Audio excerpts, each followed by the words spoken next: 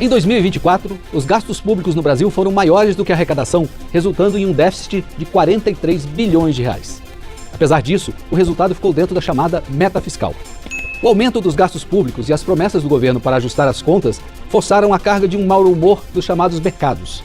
A questão é que uma série de despesas do governo tem crescido acima dos parâmetros estabelecidos, especialmente os chamados gastos obrigatórios.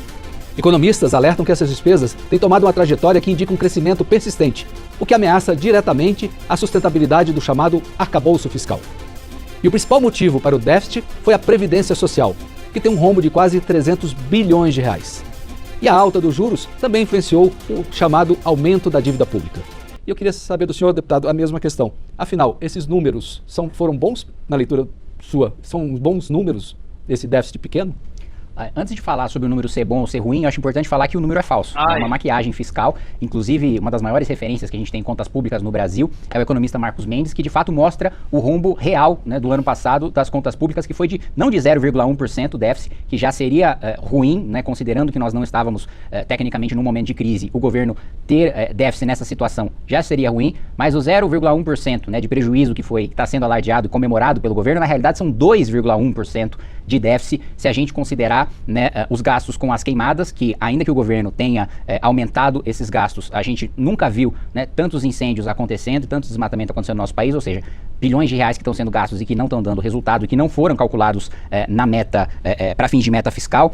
Os gastos com precatórios também não foram calculados dentro da meta, e mais do que isso, foram considerados dentro desse cálculo a arrecadação de estoque, a arrecadação que não é de fluxo de caixa, que não é recorrente, né, como por exemplo um acordo, uma transação tributária da Petrobras que deu 12 bilhões de reais para os caixas da União, para o Tesouro, mas não é o dinheiro que vai entrar todos os anos e o governo contabilizou como se assim fosse, né? Ou seja, na realidade, né, existe, né, a taxa de juros está alta, a gente ainda tem, apesar da baixa, o dólar continua alto e a inflação continua descontrolada, com o Banco Central agora comandado por um nome indicado pelo PT, já indicando que vai descumprir a meta da inflação, que a inflação dos alimentos vai atingir outros setores da economia. Tudo isso acontece justamente porque todos sabem, né, o mercado sabe, os agentes do mercado sabem, e aqui não estou falando de mercado financeiro, aqui estou falando de produção, de indústria, de comércio, de serviço, do próprio consumidor, sabe que na realidade essas contas estão maquiadas e que o rombo é muito maior.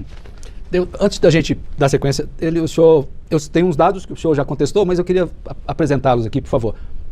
Segundo o Tesouro Nacional, que é a fonte oficial, em 2024, o governo arrecadou 2 trilhões e 740 bilhões de reais, um crescimento de 9% em relação ao ano de 2023. Próxima tela, por favor. Já as despesas foram na ordem de 2 trilhões e 250 bilhões, um número 0,7%, um pouco menos de 1%, menor do que 2023, segundo o Tesouro Nacional, né? Esses dados. E com relação à dívida pública federal, em 2024 ela aumentou 12,2% em relação a 2023, alcançando 7 trilhões 316 bilhões de reais. Esses números são só para ilustrar a magnitude que a gente fala de números, assim, o telespectador às vezes fica sem saber. É um dinheiro muito importante, é um número muito grande. Sua vez, por favor. Eu queria fazer um breve comentário sobre a questão de ser um marco, de ser um indicador falso, esse do resultado de 0,09% do PIB, ou de 0,4% se quisermos incluir os gastos feitos no Rio Grande do Sul. Considerando um país como o Brasil, com um grau de endividamento significativo e com déficit que já se arrasta há mais de 10 anos nas suas contas primárias, seria muito temerário para a nossa sociedade querer incluir dentro do superávit primário ou do resultado primário esses gastos com questões extraordinárias. Seria ter que sacrificar extremamente outros setores da sociedade, do gasto público, para viabilizar a inclusão de questões extraordinárias. E nós teremos que nos acostumar a conviver com isso, porque se trata da questão das mudanças climáticas. Veja o que aconteceu no Rio Grande do Sul, a gravidade do que aconteceu no Rio Grande do Sul, que obrigou o nosso governo a investir mais de 30 bilhões na recuperação, com bons resultados. A economia do Rio Grande do Sul já está crescendo num ritmo bastante bom. Agora tem as queimadas, daqui a pouco virão as secas, novas enchentes. O mundo todo vai ter que conviver com essas situações extraordinárias e buscar respostas extraordinárias, que não cabem muitas vezes dentro de certas regras, por isso elas terem que ser flexibilizadas. O senhor concorda, deputado? Discordo. Primeiro porque não é todo gasto que trata sobre questões de queimadas ou enchentes ou alagamentos, né? Como eu coloquei aqui, existe a questão do pagamento dos precatórios, que não é uma questão climática, e o governo não pode falar que não se planejou para pagar precatório, porque precatório está aí de uma decisão judicial há 10 anos, há 20 anos. Então, há muito tempo o governo já sabe que tem de pagar. E outra questão é a arrecadação extraordinária extraordinária, arrecadação de estoque, também é uma coisa que não tem nada a ver com mudança climática, né? A Petrobras fazer uma transação tributária para o governo colocar 12 bilhões em caixa pontualmente num único ano, também não tem nada a ver com mudança climática. Mas ainda que a gente considere os desastres ambientais, para os quais eu acho que o governo se planeja muito mal, né? Uma das principais críticas que Marina Silva, Lula e o governo, hoje o governo fazia ao governo Bolsonaro, era a não implementação, né, do Comitê de Políticas Climáticas, né? E até agora no governo Lula ele teve 2 reuniões, né? Sem sequer nenhum planejamento, nem nenhuma ação mais efetiva nesse sentido,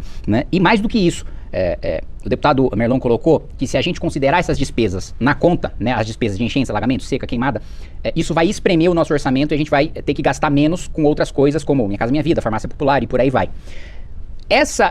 O orçamento está espremido é culpa do próprio governo Lula, com a aprovação do arcabouço fiscal. Porque a aprovação do arcabouço fiscal voltou com a vinculação do orçamento à saúde e educação, por exemplo.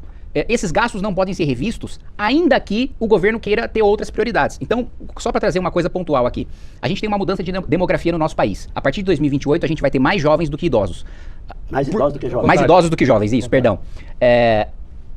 Pelo texto que retornou agora com o arcabouço fiscal, nós obrigatoriamente temos que manter e aumentar os gastos com educação, ainda que o número de alunos vá diminuir drasticamente. Dinheiro esse que poderia, por exemplo, hoje ser utilizado para enfrentar essas questões climáticas, ou questões de infraestrutura, ou questões de saúde, ou questões de previdência, e não pode ser utilizado porque o próprio governo se algemou.